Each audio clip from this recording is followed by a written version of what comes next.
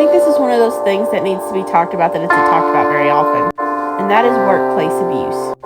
Older generations like boomers, Gen Xers, and older millennials usually don't know these as signs of work abuse because they were taught that it was just a part of life and just to deal with it.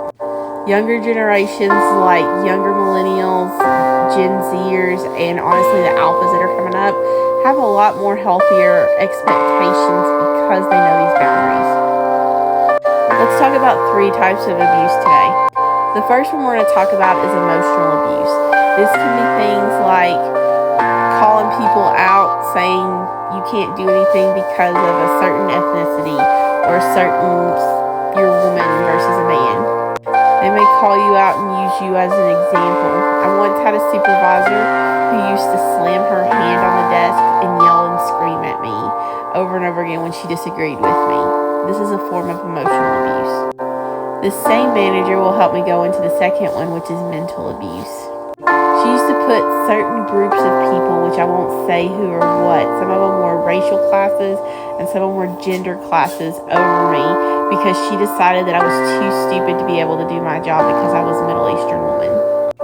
Looking back, I could have taken her over for HR, but this is an example of somebody who's using mental abuse to call you out into a situation and try to demean who you are. The last one I'm going to talk about is this one. While being SA'd or anything bad is something that you should automatically not just go to HR but call the police on, there are some signs of this that you may not be as familiar about. I once had a supervisor who tried to coerce me to convince him that I wanted to cheat on my husband, but I really didn't, and I didn't like the guy. But in his head, he felt like if he kept saying things and showing up to me and flirting with me, that was my way of actually falling for him, which I didn't. He would try to wait for me and schedule me for nights to close with him at the store we worked at. He would try to kiss me at the time clock or out to the car.